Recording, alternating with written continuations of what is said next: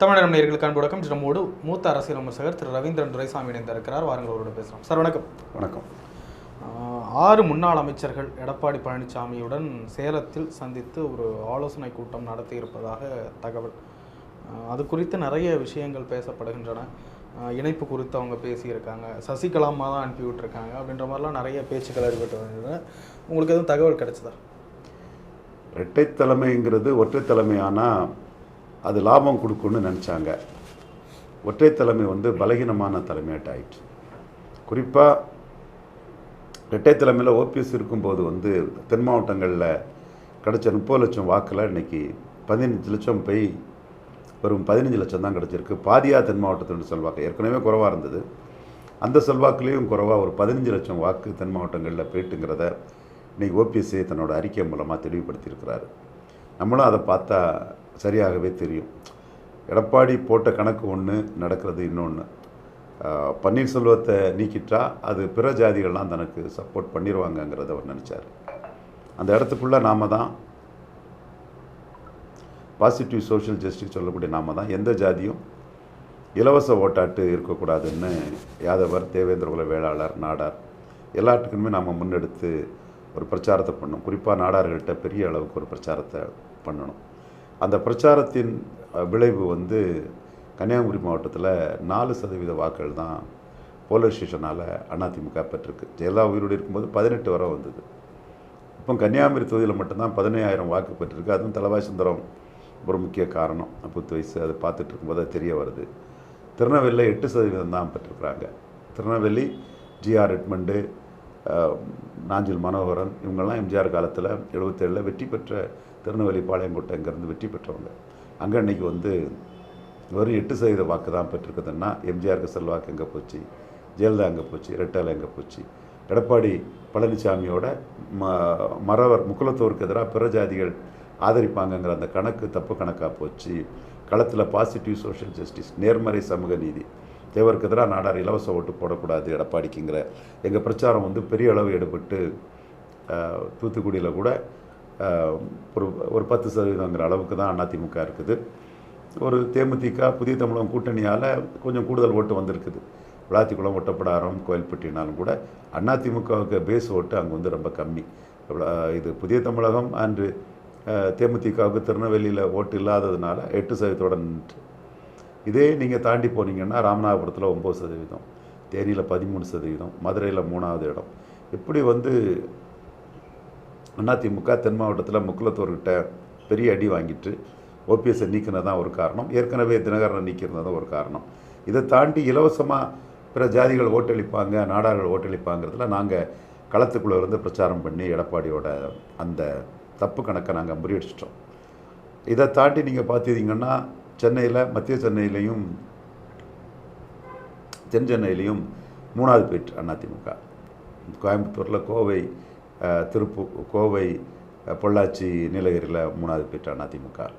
19 பாஜக நின்ன இடத்துல 9 இடத்துல பாஜக அதிமுக 3வது இடம் தள்ளிடுச்சு.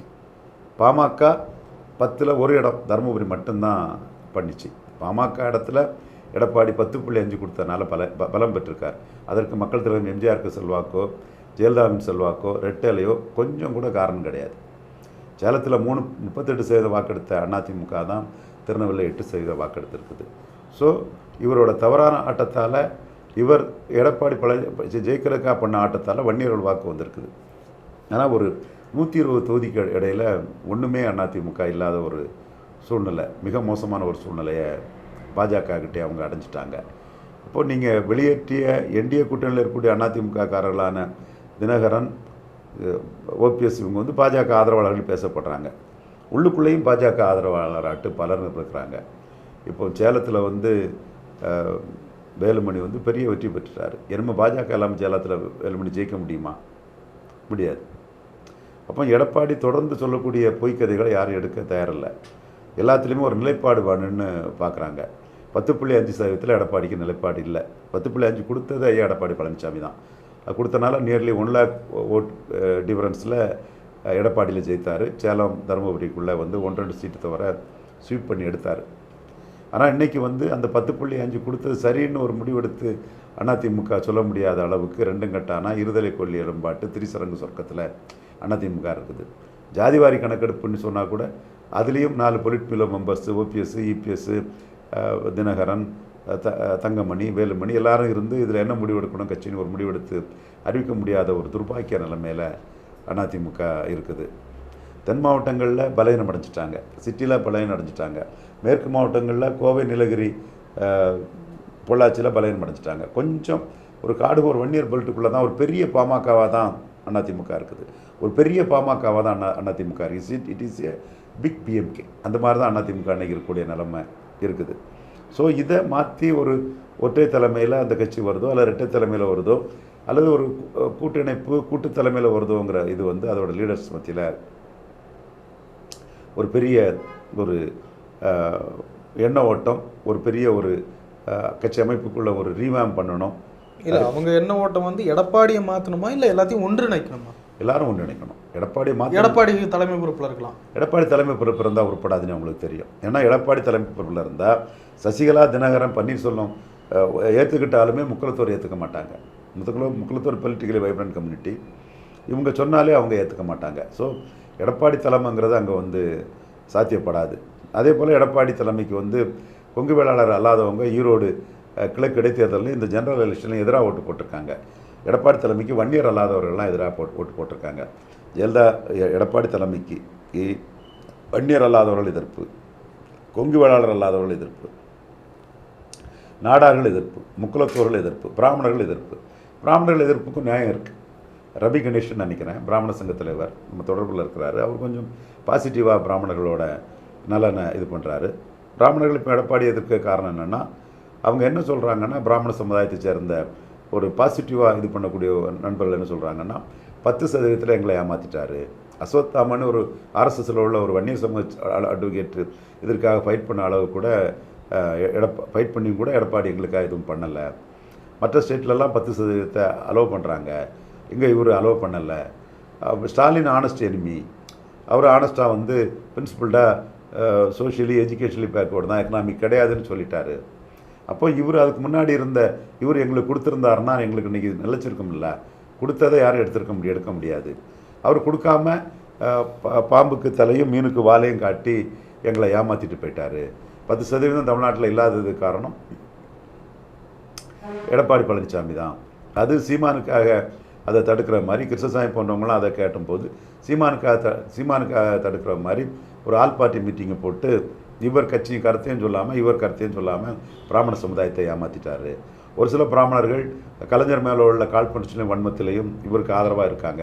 ஆனால் நேர்மையான, நாணயமான, குதர்க்கமனமான, குறுக்கடை எண்ணம் இல்லாத ஒரு பிராமண சமுதாயத்துக்கு ஒரு லாபம் வரணுங்கிற பிராமண சமுதாயம் வந்து இவர் ஏமாற்றிட்டாருங்கிறத மக்கள் மத்தியில் கொண்டு போகிறாங்க. ஸ்டாலினும் அவங்களுக்கு கொடுக்கலங்கிறத அவங்களுக்கு உணருது. பட் ஸ்டாலின் ஆனஸ்ட் எனிமின்னு ஸ்டாலினை சொல்கிறாங்க. ஸ்டாலின் ஆனஸ்டானவரையா? அவர் கட்சி கொள்கைன்னு தெளிவாக சொல்லிட்டாரு. இவர் நம்மக்கிட்ட நாடகம் ஆடி நம்மளை ஏமாற்றிட்டாரு, நம்மளை பைத்தியக்காரர்கள்னு, பிராமணர்கள் பைத்தியக்காரர்கள்னு எடப்பாடி நினச்சிட்டாருன்னு பிராமண சமுதாயத்தில் இருந்தே தம்பி கணேஷ் போன்றவங்களாம் அன்றைக்கி ஒரு கருத்தை முன்வைக்கிறாங்க. ஸோ இவரோட எல்லா நடவடிக்கைகளுமே வந்து யாருக்கும் நண்பகத்தன்மையற்றவராட்டு இருக்கக்கூடிய ஒரு சூழல் தான் இருக்குது. அடுத்த கட்டம் எடப்பாடி பழனிசாமிக்கு எதிராக டாக்டர் ராமதாஸே 10.5 எடுத்து ஸ்டாலினுக்கு எதிராக போராடுவார். அப்போ அதிமுக ஒரு நிலைப்பாடு எடுக்கணும். ஜாதிவாரி கணக்கெடுப்பில் அதிமுக ஒரு நிலைப்பாடு எடுக்கணும். 10.5 கொடுத்த 10.5 ஒரு நிலைப்பாடு எடுக்கணும். இதில் எந்த நிலைப்பாடும் எடுக்க முடியாமல் எடப்பாடி பழனிசாமி திணறிட்டு இருக்கிறாரு. ஸோ இந்த திணறல்கள் வந்து நாளுக்கு நாள் அதிமுக வந்து பலவீனப்படுத்திட்டு இருக்குது. ஜெயலலிதா அம்மையார் இனி எந்த தேர்தலையும் நான் புறக்கணிக்க மாட்டேன்னு சொன்னார். அப்படி இருந்தும் சிபி சண்முகத்துக்கு கூட உள்ள பிரச்சனையில் அவர் வந்து விக்கிரவாண்டியை புறக்கணிச்சிட்டார். பெண்ணகரம் மாதிரி ராமதாஸ் எழும்பிடுவாருன்னு ஒரு அச்சத்தில் புறக்கணிச்சிட்டாரு. அந்த இடத்துக்குள்ளே பெண்ணகரம் இல்லை, வன்னியர்கள் எங்கள் பக்கம் வந்துட்டாங்க, நாங்கள் தான் 2வது இடம்னு அவங்க நின்றுக்கணும் களத்துக்குள்ளே. அப்படி களத்துக்குள்ளே நிற்காமல் ஓடுனது வந்து ராமதாஸை கண்டு எடப்பாடி ஓடிட்டார். வன்னியர்கள் வாக்கில் வந்து எடப்பாடி எடுத்த கெயினை மீண்டும் ராமதாஸுக்கிட்டே கோட்டை விட்டுருவாருங்கிற ஒரு தோற்றம் அரசியல் அரங்கத்துக்குள்ளே வர ஆரம்பிச்சிட்டு, இப்படி இவரோட ஒற்றை தலைமைங்கிறது ஜாதிய முத்திரை பாஞ்சிட்டு பாதிக்கப்பட்ட சசிகலா, தினகரன், பன்னீர்செல்வம் முக்குலத்தூர் எதிராக போயிட்டாங்க. முக்குலத்தூருக்கு எதிராக நாடார்கள் ஓசி ஓட்டு, இலவச ஓட்டு, கேனை மாதிரி ஓட்டு போடுவாங்க, முட்டாளர் மாதிரி ஓட்டு போடுவாங்கன்னு நினச்சதையும் நாடார்கள் வந்து இவர் எல்லாத்த விட மோசமாக அதிமுக காலி பண்ணிட்டாங்க. ஸோ இந்த சிச்சுவேஷன் இப்படியே எடப்பாடி பழனிசாமி தலைமையில் போனால் அது வந்து ரொம்ப மோசமான ஒரு அரசியல் சூழ்நிலையை தான் அது சந்திக்கும். வெற்றி பெற முடியாது, தொடர் தோல்வியில் தான் இருக்கும். வெற்றி தோல்வி கூட ரெண்டாவது, போட்டி போடக்கூட முடியாத நிலைமையை வந்து ஜெயலலிதா அம்மையார் இனி எந்த தேர்தலையும் புறக்கணிக்க மாட்டோம், போட்டி போடுவான்னு அந்த அம்மையார் சொன்ன பிறகும் அந்த அம்மையார் கருத்தை மீறி போட்டி கூட போட முடியாத நிலைமைக்கு வந்து அதிமுக ஆயிடுச்சு. இதே சொல்ல போனால் அடுத்து ஒரு உள்ளாட்சி தேர்தலில் அதிமுக நிலைமை என்ன? மேலும் கீழே போகும், ஈர்ப்பு சக்தி இல்லை, ஒரு ஸ்பான்டேனியஸாக ஒரு க்ரௌடு வரல. அப்போ இந்த இடத்துக்குள்ளே ஒரு மாற்று ஏற்பாடு பண்ணி எம்ஜிஆர் ஆரம்பித்த கட்சியை, ஜெயலலிதா வளர்த்த கட்சியை அழிஞ்சு போக விடக்கூடாதுன்னு பல தரப்பு முயற்சி பண்ணுறாங்க. அந்த முயற்சி இன்றைக்கி போயிட்டுருக்குது. இதில் எடப்பாடி பழனிசாமி தரப்பு சரியான டிஃபென்ஸ் இல்லாமல் அப்படியே இருந்துகிட்ருக்காங்க.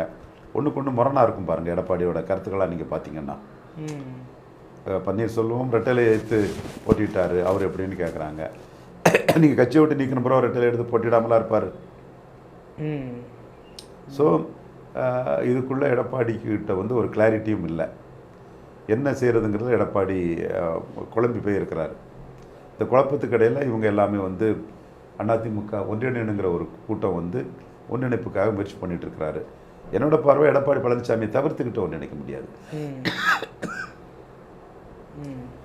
எடப்பாடி பழனிசாமிக்கும் ஏதாவது ஒரு பிடிநிலை கொடுத்து தான் ஆகணும். ஆனால் எடப்பாடி பழனிசாமிகிட்ட மட்டும் ஒற்றை தலைமையாக கொடுத்தா அது ரெண்டு ஜாதி கட்சி ஆகிரும், மற்ற ஜாதிகள் அங்கே ஓட்டே வராது. அந்த கட்சி வந்து பின்னடைவையும் பலகீனத்தையும் தான் தொடர்ந்து சந்தித்து வரும். அந்த கட்சிக்கு ஒரு எழுச்சிங்கிறது வந்து வராது. ஸோ இந்த குழப்பத்துக்குள்ளே இந்த கட்சி நலன் விரும்பக்கூடிய பலரும், எஸ்பி லட்சுமணன் தம்பிக்கிட்ட மாறுபட்ட கருத்து உண்டு. பட் தம்பி அதிமுகக்காரர், அதிமுக நல்லா இருக்கும்னு நினைக்கக்கூடியவர். எஸ்பி லட்சுமணன், துரைக்கரணா, இவங்கெல்லாம் ப்ரோ அதிமுக நல்லா இருக்கும்னு நினைக்கக்கூடிய ஆட்கள் தான் எஸ்பி லட்சுமணன் போன்றோம். எஸ்பி லட்சுமணன் ஏடிஎம்கே நல்லா அக்கறை உள்ளவர், ஏடிஎம்கே அந்த கட்சி நிற்கும்னு நினைக்கிறோம். நம்ம அந்த மாதிரி நம்மளை இது பண்ண முடியாது. நம்ம பொதுவான பார்வையில் நம்ம கருத்துக்களை சொல்கிறோம். நம்ம சமூக நீதி பார்வையில் அதிமுகவில் சமூக நீதி சூறையாடல் இருக்குங்கிறத மையமாக வச்சு தான் நம்ம கருத்துக்களை முன்னெடுக்கிறோம். ஸோ இந்த இது இப்போ ஸ்டார்ட் ஆகிட்டு எஸ்பி லட்சுமணன் சொன்னால் அதில் ஃபேக்ட் இருக்கும், இல்லாமல் இருக்காது, கதையாக இருக்காது. ஸோ இது எப்படி வருது என்ன வருதுங்கிறத போக தான் பார்க்கணும். அதே வேளையில் எடப்பாடிக்கிட்ட ஒற்றை தலைமை கொடுத்தாலும் அது தேராது. பிடி எடப்பாடிகிட்ட மட்டும் கொடுத்து மற்றவங்களுக்கு பிடி இல்லாமல் இருந்தாலும் தேராது. எடப்பாடியை ஒதுக்கிக்கிட்டும் நம்ம தேர முடியுமாங்கிறது அது சந்தேகம்தான். அவரும் ஒரு தடவை சிஎம் கேண்டிடேட்டாக நின்றுட்டார், 2 தடவை மக்களவைத் தேர்தலில் நடத்திட்டார், உள்ளாட்சியெல்லாம் நடத்திட்டார். பட் இந்த இடைத்தேர்தலில் ஓடி இருக்கக்கூடாது. என்றாலும் அவருக்குன்னு ஒரு ஜாதி பலம் ஓரளவு இருக்குது. அண்ணாமலை அதில் கொஞ்சம் உடச்சிட்டானாலும் கூட எடப்பாடிக்குன்னு ஜாதி பலம் இன்றைக்கி இருக்குது. ஸோ அதனால் அவரையும் தவிர்த்துக்கிட்டு அதிமுக அரசியல் ஓடுன்னு எனக்கு தோணலை. ஸோ இது எப்படி போகுது என்னங்கிறது தான் பார்க்கணும். அவர் என்ன நினச்சாருன்னா, அதிமுக எடப்பாடி பழனிசாமி மற்றவங்கெல்லாம் விட்டுட்டு போயிடுவாங்க, தனி கட்சி, தினகரன் மாதிரி தனி கட்சி அப்படின்னு நினச்சிட்ருக்காங்க. இவங்க விடாது கருப்பு விட மாட்டோம், எங்கள் கட்சி, எங்கள் கைக்குள்ளே இருந்த கட்சி. தினகரன் பொருளாளராக தான் இருந்தார். நான் ரெட்டலை கையெழுத்து போடக்கூடிய அதிகாரம் எனக்கு இருந்ததுன்னு பன்னீர்செல்வம் வராரு. கட்சிக்கு சீஃப் மினிஸ்டராக நான் இருந்தேன், கட்சிக்கு பொருளாளராக இருந்தேன், கட்சியில் ரெட்டலில் கையெழுத்து போட அதிகாரத்தோடு இருந்தேன். ஒரு சிவில் சூட் இருக்குது, அது எனக்கு என்ன ரன்வே கொடுக்கும்னா அந்த சூட்டை படி நான் இருப்பேன். இப்போ நான் வந்து என்னத்துக்கு எடப்பாடிக்கிட்ட நான் ஏன் கதவை தட்டணும், எடப்பாடிக்கிட்ட நான் ஏன் போய் நிற்கணும் அப்படின்னு அவர் ஒரு லீகலாக உள்ள ஒரு சின்ன ஒரு விஷயந்தான், அதை வச்சுக்கிட்டு தன்னை நிலைநிறுத்தி அவர் பேசுகிறாரு. சசிகலா அம்மையாரும் அந்த மாதிரி பண்ணுறாங்க. பட் இவர் ரெட்டலையில் நின்று ரெட்டலைக்கு வேல்யூ இல்லாமல் ஆக்கிட்டார். ரெட்டலைக்கு வேல்யூ கன்னியாகுமரியில் 4%, திருநெல்வேலியில் 8%, ராமநாதபுரத்தில் 9%. அப்போ அது ஒரு வேல்யூ இல்லாத ரெட்டலைங்கிற அளவுக்கு இவர் ஆக்கிட்டார்.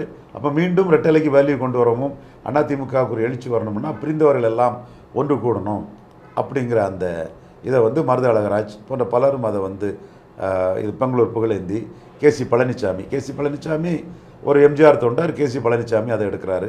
சைதை துரைசாமி போன்றவங்கள்லாம் அதுக்குள்ளே அவங்க ஒரு ஆசீர்வாதங்களை வழங்கிட்டு இருக்கிறாங்க. ஸோ இதில் ஒரு ரீஅலைன்மெண்ட் எல்லா சமூகங்களுக்கும் ஒரு முக்கியத்துவம் கொடுக்கக்கூடிய அளவுக்கு இருந்தால் தான் அதிமுக வந்து நம்ம பிழைக்கும் தலைக்கும். அல்லது இந்த டவுன்வேர்டு ட்ரெண்ட் வந்து அப்படியே டவுன்வேர்டிலே போயிட்டுருக்கோம். அதிமுக ஓட்டர்ஸ்லேயே ஒரு பகுதி வந்து ஸ்டாலின்ட்டே போயிட்டாங்க, ஒரு 8% பேர் சீமான்ட்டே போயிட்டாங்க. அண்ணாமலையும் அதிமுக வாக்கெடுத்து வேகமாக வளர்ந்துட்டுருக்கிறாரு. இப்படி பலகீனமான டைமில் இவர் ஒற்றை தலைமைன்னு ஓபிஎஸ்ஸை நீக்கி பலகீனப்பட்டுட்டார். அப்போ கேபி முனுசாமி என்ன சொல்கிறாரு, 19 20 ஆக்கிட்டோங்கிறாரு. உண்மைதான், மறுக்க வரல. எப்படி நீங்கள் 20 ஆக்குனீங்க? 10.5% வன்னியர்கள் மத்தியில் ஒரு பெரிய பூஸ்டர் கொடுத்துருக்கு. அது ஒரு சைடு வீங்கி ஒரு சைடு சூம்பி போயிருக்கிறது ஒரு கட்சிக்கு அழகா? ஒரு சைடு கம்ப்ளீட்டாக சூம்பி போச்சு, ஒரு சைடு வீங்கி போயிருக்கு. அது ஆரோக்கியமானதா? எல்லா இடமும் சமச்சீராக இருந்து ஒரு வளர்ச்சி கிடைச்சாதானே ஆரோக்கியமான வளர்ச்சி. இது வந்து சென்னையில் 2 தொகுதியில் 3வது, கோயம்புத்தூர் ஒரு பெல்ட்டுக்குள்ளே 3வது, டீப் சவுத் நாடார் ஏரியாவில் 4% 8% ரொம்ப மோசமான ஒரு நிலைப்பாடு. முக்குளத்தூர் ஏரியாவிலையும் கீழே போகுது. அப்போ நீங்கள் முக்குளத்தோர்கிட்ட இல்லை, நாடார்கிட்ட இல்லை, கொங்கு வேளாளர்கிட்ட பாதி இல்லை. பிராமணர்கள் நம்ம ஜெயலலிதா உயிரோடு இருக்கும்போது ஆதரித்த மாதிரி பிராமணர்கள் ஆதரிக்கலை. பிராமண சமுதாய வாக்குக்கு நம்ம முக்கியத்துவம் கொடுத்து தான் பேசணும். அதை ஒதுக்கிட்டு பேசுகிறது ஒரு நல்ல பார்வையாக இருக்காது. அப்போ நீங்கள் என்மேல் எப்படி நீங்கள் மீண்டு வர முடியும்? அதனால் நீங்கள் மீண்டு வர முடியாது. நீங்கள் கட்சியும் மனத்தையும் கைப்பற்றிக்கிட்டு நான் தான் கட்சின்னு இருக்கிறதுக்குள்ள வேலையை பார்க்குறீங்க. இதை விட மாட்டேன்னு அந்த அதிமுக எடப்பாடிக்கிட்டே இருக்கக்கூடிய முன்னணி தலைவர்கள் இப்போ வந்து ஒரு ஒரு மெல்ல தங்களோட அதிருப்தியை காட்ட ஆரம்பிச்சிருக்காங்க. ஒருவேளை எடப்பாடி ஒத்துக்கலன்னா என்ன சார் ஆகும்? அப்படியே தான் தொடருமா? ஒத்துக்கிட வைக்கிறதுக்கு தான் அவங்க முயற்சி பண்ணுவாங்க. ஏன்னா அவர் இப்போ அந்த கட்டுரையிலே பார்த்தா அவர் ஒத்துக்கிற முடியாதுன்னு திருப்பி அனுப்பிட்ட மாதிரி தான் தகவல். அவர் திருப்பி அனுப்பிட்டாருன்னா அவரும் கீழே போவார், இவங்க அரசியலும் அடிபடும், அதிமுக அரசியலும் வீணாக போயிடும். அதுதான் யதார்த்த நிலைமை. ஏன்னா அவர் இல்லாமலும் அது நடக்காது. ஏன்னா அவருக்குன்னு ஒரு வேல்யூ வந்துட்டு, நான் மறுக்க வரல. அது அந்த வேல்யூ குறைவாக இருக்கலாம், வந்துடுச்சு. அது இப்போ அவர் இதை மறுத்தாருன்னா இந்த பிரச்சனை இருந்துகிட்டே இருக்கிறது வரை அதிமுக கூட்டணி அமையாது. இந்த பிரச்சனை இருக்கிறதே வரை அதிமுக கூட்டணி அமையாது. அப்போ 2026 வரை இந்த பிரச்சனை இழுத்துக்கிட்டே போகும். இது ஒரு முடிவுக்கு வர்றதில் சிரமமாகும். இது ஒரு முடிவுக்கு வரலன்னா அதிமுக காஸ்ட் நியூட்ரல் இசைவேளாளர் சமுதாயத்தை சேர்ந்த அனைத்து ஜாதிக்கும் பொதுவான மு.க. ஸ்டாலினை வந்து ஒரு பெரும்பான்மை ஜாதியை சேர்ந்து சமூக நீதி சூறையாடல் பண்ணக்கூடிய எடப்பாடி பழனிசாமியால் எதிர்கொண்டிட முடியாது. இதுதான் அண்ணாமலை பாஜக அணியும் அதிமுகவும் சேர்ந்தால் இத்தனை சீட்டு ஜெயித்திருக்கலாம், ரவீந்திரன் துரைசாமி மு.க. ஸ்டாலினுக்கு ஆள், ஏன்பா ஸ்டாலினுக்கும் நமக்கு என்னப்பா சம்பந்தம் இருக்குது? ஸ்டாலினை நான் வந்து இது ஆட்சிக்கு வர்றதுக்கு முன்னே பார்த்தேன். அந்த ஏர்போர்ட்டில் கேசி பழனிசாமி வீட்டு கல்யாணத்துக்கு அவர் மகன் கல்யாணத்துக்கு அட்டன் பண்ணிவிட்டு வரும்போது தினேஷ் தான் வந்து, நான் பின்னாடி இருந்தேன், சிஎம்கிட்ட பேச வரும்புறேன்னு எதிர்க்கட்சி தலைவர்கிட்ட பேச வரும்புறேன்னு சொல்லும்போது உடனே வந்து நான் வர்றேன்னு சொன்னதும் ஸ்டாலின் ரொம்ப மகிழ்ச்சியாக ஒரு 7 நிமிஷம் பேசிட்டு வந்தோம். அதுக்கப்புறம் நான் 3 வருஷம் ஆகுது ஸ்டாலினை பார்க்கவே இல்லை. ஸ்டாலினை பார்க்க வேண்டிய ஒரு சூழலும் வரல. சமநீதிக்காக சில கோரிக்கைகள் அவர்கிட்ட வச்சுருக்கேனே தவிர அவரை பார்க்கக்கூடிய ஒரு சூழ்நிலை இன்னும் வரல. ஆனால் அவங்க வந்து ஒரு யதார்த்த உண்மையை நியாயமாக சொன்னால் வந்து ஸ்டாலினுக்கு ஆளு ரவீந்திரன் துரைசாமின்னு கல்யாணராமன் முதற்கொண்டு பலரும் என் மேலே பொருத்தமற்ற அபாண்டமான குற்றச்சாட்டை சொல்கிறாங்க. ஸ்டாலினை நான் கண்ணை மூடிட்டு எதிர்க்க வேண்டிய அவசியம் இல்லை, கண்ணை மூடிட்டு ஸ்டாலினை ஆதரிக்க வேண்டிய அவசியம் இல்லை. நான் ஸ்டாலின் பற்றிய உண்மை நிலைமைகளை சொல்கிறேன். ஏன்னா இன்றைக்கி வந்து அதிமுகவோட இந்த குழப்பமான சூழ்நிலையில் திராவிட இயக்க சிந்தனையாளர்கள், திராவிட இயக்க கருத்துருவாக்கிகள், திராவிட இயக்க பார்வையாளர்கள் வந்து என்ன சொல்கிறாங்கன்னா, எடப்பாடி தலைமையில் திராவிட இயக்கம் தாங்காது, ஸ்டாலினுக்கே நம்ம ஆதரிச்சிடுவோன்னு ஸ்டாலின் ஆதரிக்கிறதுக்கு அவங்க ஆரம்பிச்சிட்டாங்க. அதனால தான் நாம் வந்து கலைஞருக்குள்ள எதிர்ப்பு வந்து மு.க. ஸ்டாலினுக்கு இல்லைன்னு இன்னும் பிரிசனராக பாஸ்டாட்டு கடந்த காலத்தின் கைதிகளாக இருக்கக்கூடியவங்களுக்கு நாம் சொல்லிகிட்ருக்குறோம். ஸோ திமுக எதிர்ப்புங்கிற ஒரு புள்ளிக்குள்ளே வந்து அதிமுக ஆட்சிக்கு வந்துட முடியாது. அது நடைமுறை சாத்தியம் இல்லை. ஜெயலலிதா அம்மையாரே 99 ஆட்சியை இழந்தவங்க, 96 ஆட்சி இழந்தவங்க, 99 42% வாக்குகளை பெற்று அதற்கு பிறகு மூப்பனார கூட்டணியில் சேர்த்து ராமதாஸ் கூட்டணியில் சேர்த்து எல்லாரையும் அரவணைச்சு ஒரு அரசியல் பண்ணி எம் நடராஜன் போன்றவர்களெல்லாம் அதுக்கு பங்களிப்பு செய்து 2001ஆம் ஆண்டு ஆட்சியை பிடிச்சாங்க. அதுக்கு பிறகு 2009 37% வந்த ஜெயலலிதா அம்மையார் தேமுதிக 10% சேர்த்து ஒரு வியூகத்தை பண்ணி ஆட்சியை பிடிச்சாங்க. அப்போ ஜெயலலிதா அம்மையார் தோற்று மீண்டும் ஆட்சிக்கு வரும்போது திமுக அணிக்கும் அவங்களுக்கும் உள்ள வித்தியாசம் வந்து வெறும் 5% தான். 99லும் சரி 2009லும் சரி. இன்றைக்கி திமுக அணிக்கும் அதிமுக அணிக்குள்ள வித்தியாசம் 24%. கண்ணெதிரே முக்குளத்தோர் வாக்குகள் அதிமுகவுக்கு பேக்கிங் கம்யூனிட்டியாக இருந்த முக்குளத்தோர் வாக்குகள் தினகரனாலையும் ஓபிஎஸ் ஆலையும் இழந்துடுச்சு. ஆனால் இபிஎஸ் வந்து இன்றைக்கி 24% டிஃபரன்ஸில் திமுக அணிக்கும் அதிமுக அணிக்கும் 24% டிஃபரன்ஸ் இருக்குது. தேமுதிக ஒரு ராஜ்யசபா உறுதியாக கொடுப்பாருங்கிறதுல அவங்க ஒரு ஆதரவு கரத்தோடு அவங்க நிற்கிறாங்க. அதே வேளையில் தேமுதிகவும் புதிய தமிழகம் கூட திமுக கதவை தட்டிக்கிட்டு அங்கே கதவை திறக்கலங்கும் போது தான் அதிமுகவுக்கு வந்த கட்சிங்கிறத நம்ம மறந்துட முடியாது. அப்போ முழுக்க மோசமான ஒரு சூழ்நிலையிலும் மீண்டும் எடப்பாடி பழனிசாமி வந்து அவர் தலைமையில் ஸ்டாலின் எதிர்த்து அது வெற்றி பெற முடியாதுங்கிற ஒரு சூழ்நிலையில் தான் எடப்பாடி பழனிசாமி இருக்கிறாரு. ஆனால் அவர் உண்மையை ஒத்துக்கிட்டு ஒரு வெற்றிக்கான ஒரு சமரச இதை ஒரு காம்ப்ரமைஸ் சரண்டர் ஆகண்டாம், ஒரு காம்ப்ரமைஸை கொண்டு வர்றதுக்கு அவர் தயாராக இல்லை, பொலிட் பூர்வ சிஸ்டத்துக்கும் தயாராக இல்லை. ஸோ இப்படி இருக்கும்போது அதிமுக எதிரான அந்த உள்கட்சி தாக்குதல்களும் இது வந்து இன்னும் பெருசுப்படும். குறிப்பாக இதில் வன்னியர் தலைவர்களோட பேக்கிங் இல்லைன்னா எடப்பாடி மாட்டிக்குவார். கட்சியை காப்பாற்றிருக்கதே வன்னியர் தாங்க, கட்சியை காப்பாற்றிருக்கதே வன்னியர் தாங்க. கொங்கு வேளாளர்களே பலகீனப்பட்டு போனார். கோயம்புத்தூரில் 3வது தள்ளிட்டாருங்க அண்ணாமலை. வேலுமணி இருந்தும் 3வது தள்ளிட்டார். தேமுதிக பிரேமலதா அம்மையார் இருந்தனால 17% வந்து டெபாசிட் வந்திருக்குது. அல்லது கோயம்புத்தூர்லேயும் தள்ளியிருப்பார், அல்லது கோயம்புத்தூர்லேயும் டெபாசிட் போயிருக்கோம். தேமுதிக தான் டெபாசிட் காப்பாற்றப்பட்டதுக்கு. பொள்ளாச்சியில் 3வது தள்ளிட்டார். இது இங்கே நீலகிரியில் 3வது தள்ளிட்டார். வன்னியர்கள் காப்பாற்றிட்டாங்க. ஒரு பெரிய பாமகவாக அன்னைக்கு இருக்குது. டாக்டரையா 10 தொகுதியில் கண்டஸ்ட் பண்ணார். அதில் தருமபுரி தவிர இது எல்லாமே பாமக 3வது போயிட்டு அதிமுக 2வது வந்துட்டு. ஆனால் ஒரு 9 தொகுதிகளை பாஜக வந்து அதிமுக 3வது இடம் தள்ளிட்டாங்க. அது தேமுதிக கூட்டணிலாம் இல்லைன்னா இன்னும் பல தொகுதிகளில் 3வது இடத்துக்கு தள்ளியிருப்பாங்க. ஸோ பாஜகவுக்கு வெயிட்டும் இந்த அதிமுக 2ஆம் கட்ட தலைவர்கள் மத்தியில் தெரியுது. பாஜகவுக்கு வெயிட்டாட்டு இருக்குது.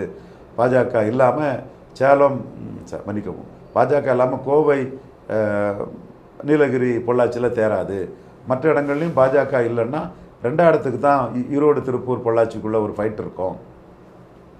ஸோ பிரிஞ்சவங்கள்லாம் ஒன்று கூடி ஒரு அதிமுக முதல்ல வலிமைப்படுத்துவோம், அது பிறகு கூட்டணி அதெல்லாம் 2வது பார்ப்போங்கிற ஒரு இதை வந்து பல சோர்ஸஸ் அதிமுகவோட வெல்விஷர்ஸுங்கிற சோர்ஸில் அதிகாரிகள், பத்திரிகையாளர்கள் பலரும் அதை முன்னெடுத்துட்டு போகிறாங்க. எனக்கு அதிமுக இன்ட்ரெஸ்ட்டுங்கிறது வந்து செகண்டரி தான், நான் மறுக்க வரல. எனக்கு வந்து பாசிட்டிவ் சோஷியல் ஜஸ்டிஸ் இன்ட்ரெஸ்ட் தான் எனக்கு முக்கியம். எஸ்பி லட்சுமணன் போன்றவங்க அதிமுக இன்ட்ரெஸ்ட், துரைக்கரணா போன்றவங்களாம் அதிமுக இன்ட்ரெஸ்ட் உள்ளவங்க. அவங்க இதற்காக கொஞ்சம் அடக்கி வாசித்து சில விஷயங்களை பண்ணுறாங்க. இதில் பல பத்திரிகையாளர்கள், சில அதிகாரிகள் பலரும் இருந்து இது பண்ணுறாங்க.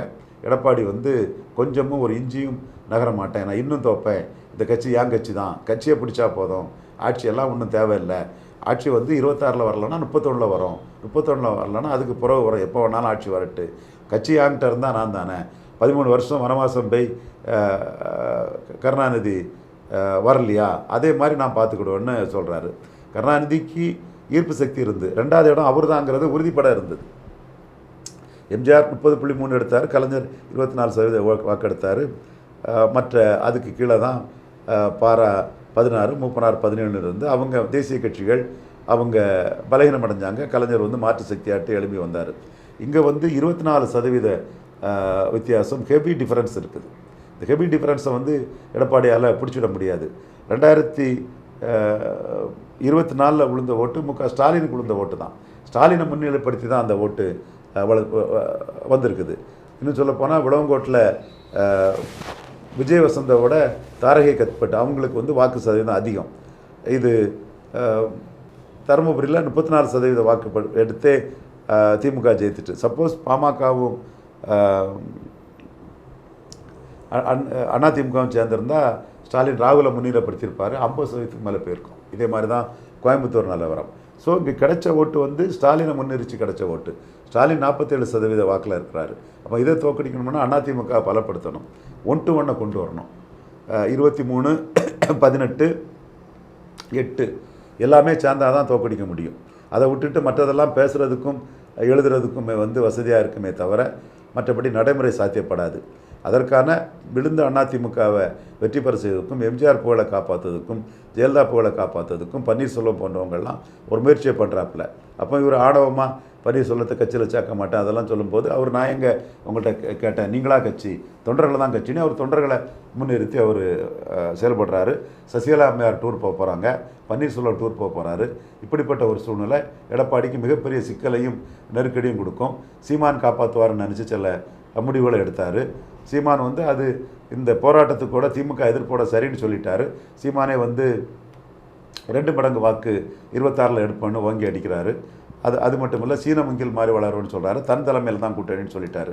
அப்போ சீமான் இதை சொன்ன பிறகு இன்னும் சீமானை வச்சு அதிமுகவுக்கு பலம் சேர்க்க சீமான் வாராருன்னு சொல்கிறதெல்லாம் அர்த்தம் இல்லாத இது. அவர் 2026 மார்ச் மாதம்தான் 214 கேண்டிடேட்டும் சமூக நீதி பார்வையில் பொதுத்துறையில் 12 பறையர், 5 தேவேந்திரகுல வேளாளர், வண்ணார் நாவிதர் இவர்களுக்கு வேட்பாளர் அந்தஸ்து, தென் முத்திரையர்களுக்கு அதிக இடங்கள், யாதவர்களுக்கு அதிக இடம், செங்குந்தர், விஸ்வகர்மான்னு அவர் ஒரு ஸ்ட்ராட்டஜி எடுத்துக்கிட்டு 26 வந்து 214 போடுறதுக்கான வாய்ப்புகளும் சாத்தியக்கூறுகளும் இருக்குது. ஏன்னா அவர் எடுத்த 8% வாக்கும் எடப்பாடி பழனிசாமி தலைமையை பிடிக்காம அவருக்கு வந்த வாக்குகள் தான். ஸோ சீமானை காட்டி அது பண்ண முடியாதுங்கிற சூழ்நிலைக்கு வந்துட்டாங்க.